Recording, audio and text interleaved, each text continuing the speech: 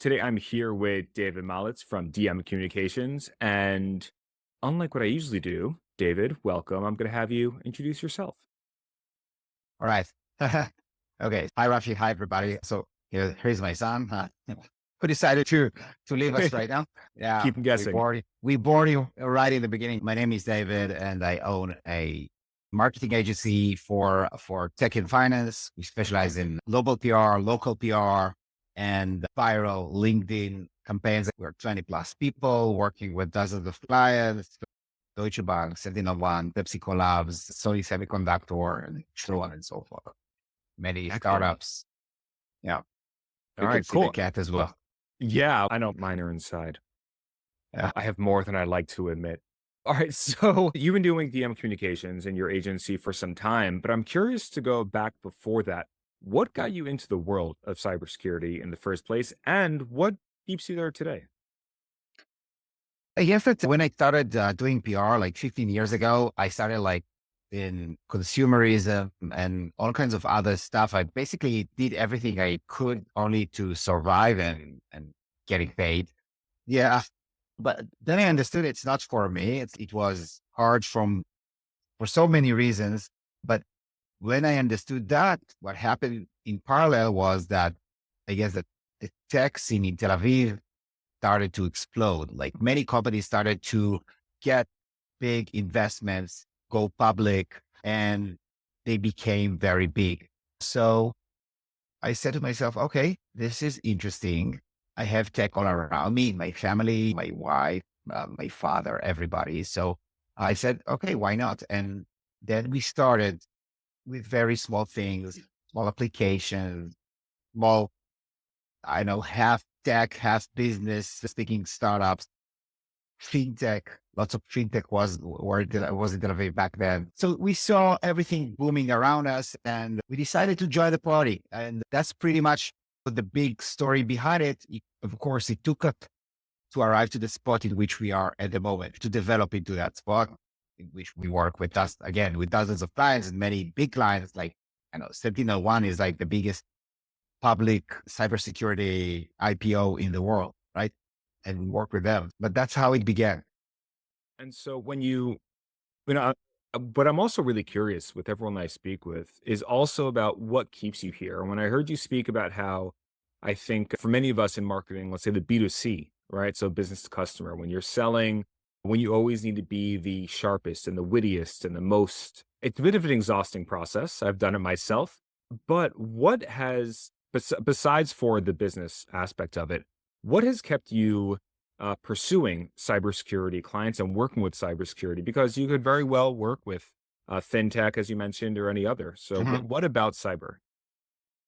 First of all, we work with other types of clients Sure, as well. sure. I think that cyber is interesting. It got many angles.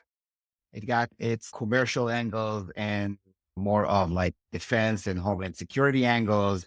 And I think it connected to this country's story because cyber, like the cyber industry, which is today very much commercial and is about dealing with all kinds of threats to companies, banks, I don't know, hospitals, and in finance and so on.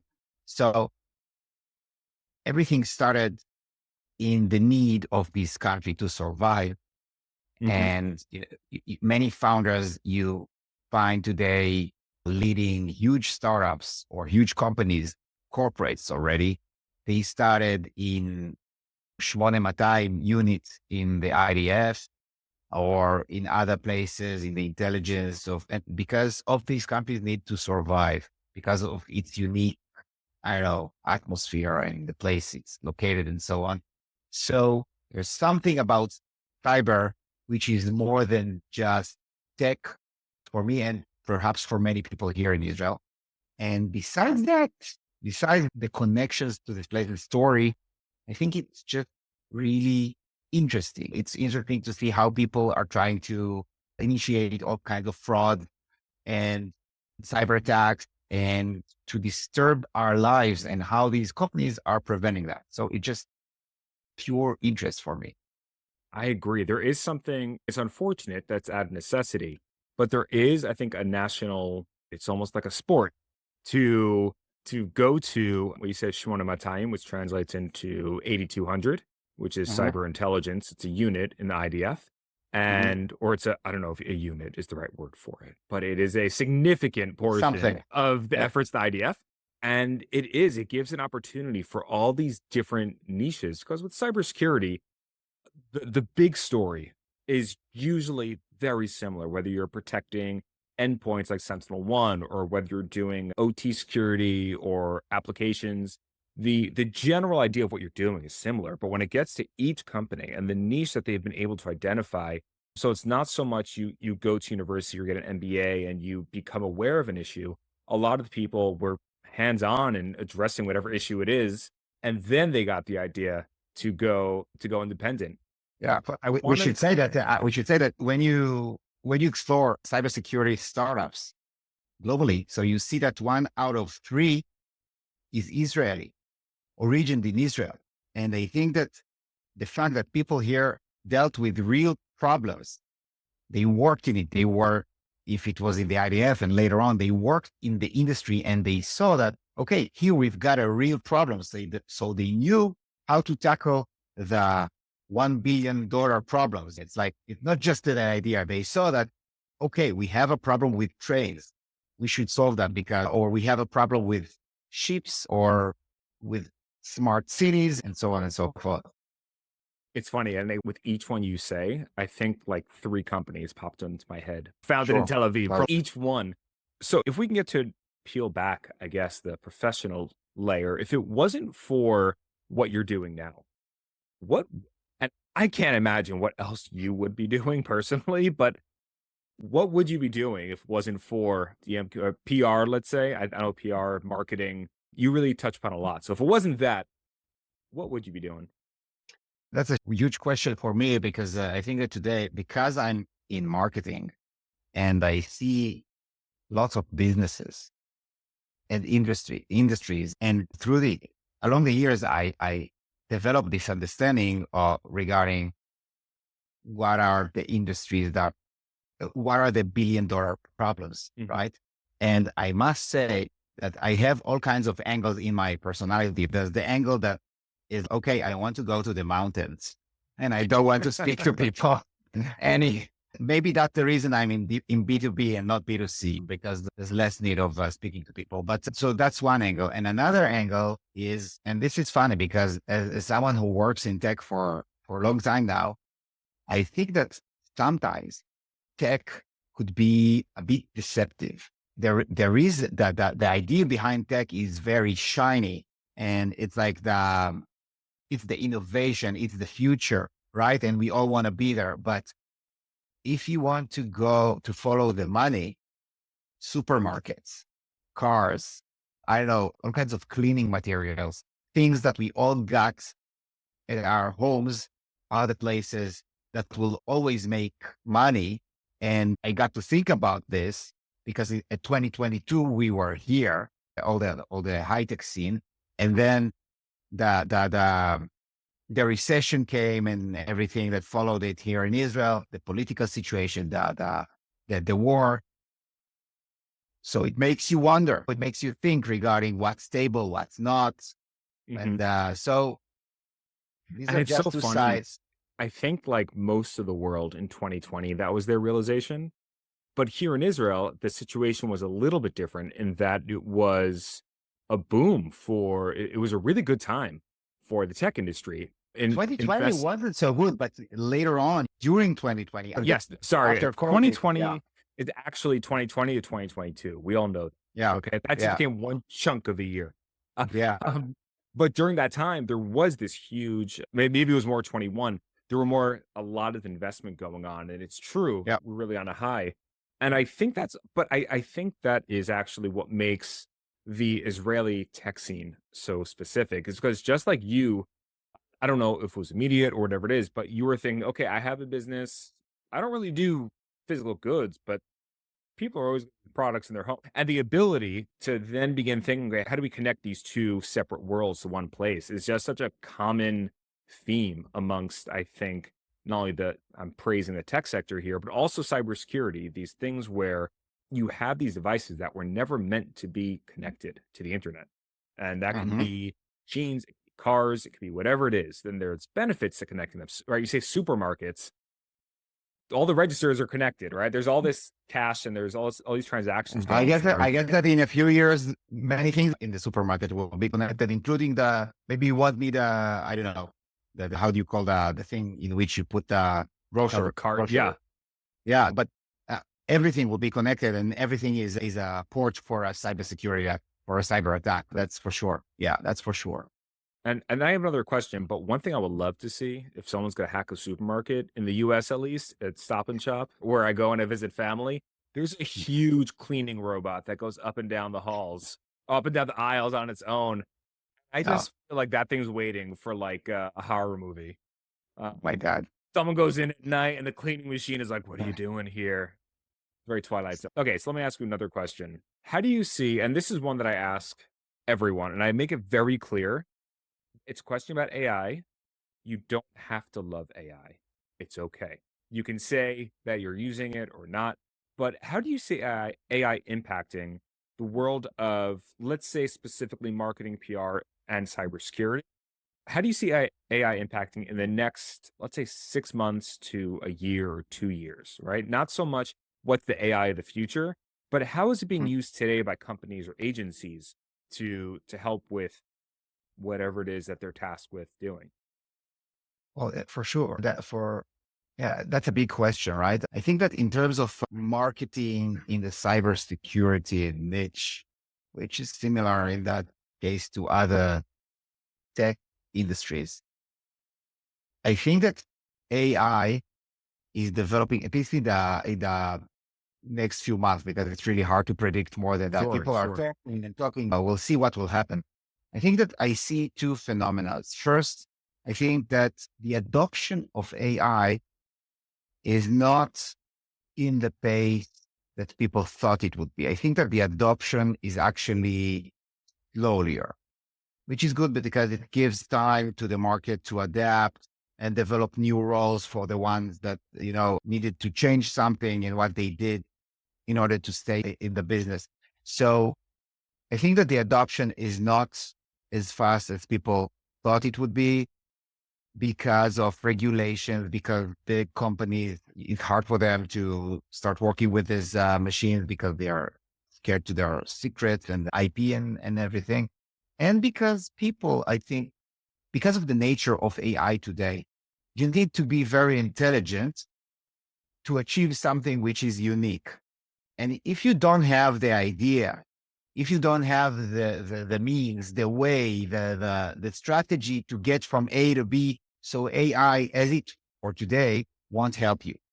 Okay. Because the ideas that comes out of AI today, in the next few months, probably we'll see what will be the next model of OpenAI, which is supposed to, I think, be released in December this year. But you need to be good at what you're doing in order for AI to help you or to make you more efficient. So I think that, again, we see that the adoption is slower than we thought it would be. And I think that it will advance into a way in which people will actually manage AI tools to do simple tasks and more than simple tasks. And it actually makes you much more efficient, but you are still like the architect of the situation of what you want to achieve. You just can achieve. If you are using AI properly, you can achieve 5 days of work in 2 hours, right? Uh, but still, you need to be the architect. Otherwise, it won't help you. Yeah, and I So, think that's where I totally agree. I think that's where human creativity still remains yeah, paramount. It's going to help us connect the dots a lot quicker. Perhaps it'll even allow us to consider angles that we didn't or wouldn't have come to. But it's still quality in, quality out kind of approach. yeah. And When I connect it to cybersecurity, so it's like when you need to create a PR, like a press release, or when you need to create, I know, content for your lead generation campaign or social media or whatever. So just shooting out content from ChatGPT is nice.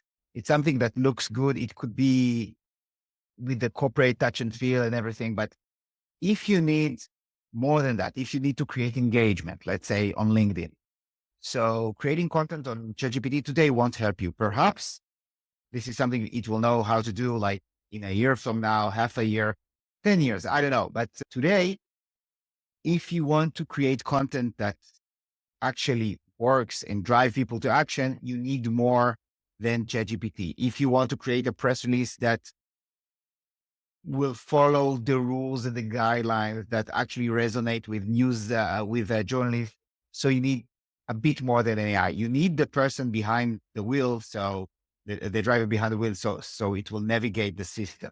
So where it's today. Yeah, I excellent. That was a great response.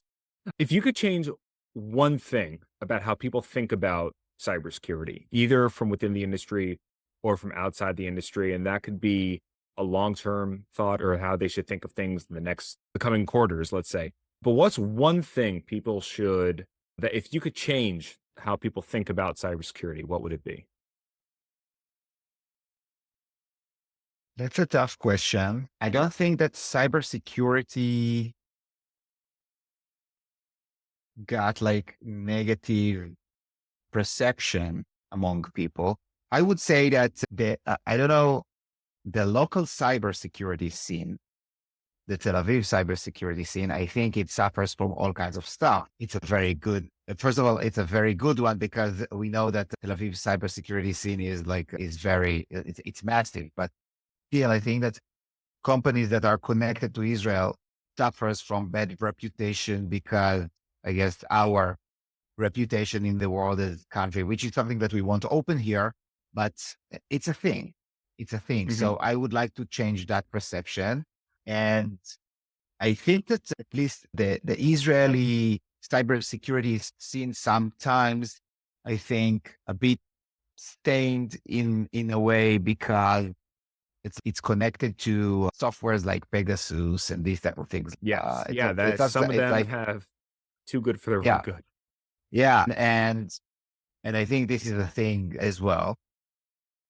But at the same time, when Uh, it comes to yeah, I understand what you're saying. It's a lot of with there's there's a lot of mud being thrown. It's a story will sell if you rip on Israel, and that makes it confusing when you see these cybersecurity companies because it doesn't really follow the narrative. But when you see people who are and let's it's and ridiculous because our background in Israel is actually what enabled us to develop this thing. sure, You know? sure. And so, Yeah, yeah. but I just wonder because you also have some insight, which we only touched upon yet, in terms of VCs and a lot of insight into how the purchasing is done at the end. And I just wonder when it comes to people who are actually making the decisions, if just from the because it's really a marketing spin that you put on it, is there a when you see outreach or leads or whatever it is for the fruits of your labor, when people see Israeli cybersecurity specifically, with the decision makers, are they thinking about really what's going on here? Or is it this idea of what's a higher level of quality? Because it's a lot I of think that technology, like we started, is tried and true. It's been tested. I think that when an investor sees a potential investment, it depends where he's located in the process, because people tend to think about investors and VCs like, oh, let's think about the potential of this business, and if it got potential, let's invest in it. So for sure, that's one thing. But if you are an investor, I don't know, in the seed round phase or the A round phase, so sure, there's a situation in which you actually stay till the end and sell your part in a huge sum of money. But the higher odds are that you will sell your a percentage in the company much sooner than that. Investors are looking at what's in it for me in the short term. Usually, how can I sell it? How easy it will be to sell it? How good is the story? And of course, they are looking on the potential. Bigger investors, perhaps they are looking to run with the company for a long run.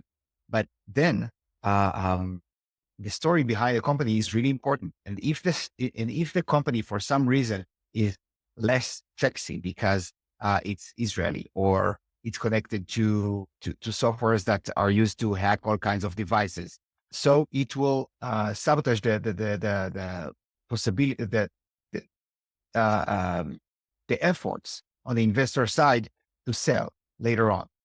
And I think that investors also, they have a problem, a built-in problem of of investing in technologies that will actually make a change in 10 or 20 years because it's such a long term Mhm. for them to see.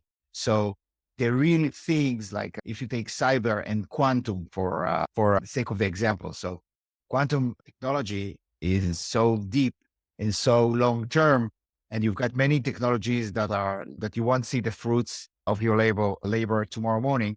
Investors won't go and invest in these type of companies. And as I said, the story matters. So Sure. it's not just the quality. We should have started with that. Because I agree. When we always say the story matters, and I think when I asked the question, I had more in mind the purchaser in the end. But the fact that you touched upon I did mention investors in there as well. But the fact that the entire story matters to an investor and the way that a company is positioned or sold or perceived in the market, that all really comes together in the investment as well. Because it's true, we think investors are just Looking for potential. right, looking for potential for sure, but when it Mhm. comes to the an actuary actually understanding the value of a company and really deciding whether they should invest or not, even at that point, the story is really important, which I guess is something I haven't really pulled together yet. So that's cool. I like that. So that's all the time we have for right now. What is the best way to reach out to you or connect with you for anyone watching? LinkedIn, just look for Dudy or David Malits. Our website, the Spark Club, DM Communications, but today it's the Spark Club. And telepathy, I'm very good at it as well. Connect me with Just imagine you're gonna come to connect my with him house. and he'll reach out. Just walk in. Yeah, and I will say, I love the efforts. I know that you've been working for a couple of years now on really perfecting LinkedIn posts for a lot of your clients, and I have to say personally that they're usually pretty interesting to read. So I like to see that as well. Thank you. David, thank you so much for joining me today. I really appreciate the insight, and Yeah. thank you.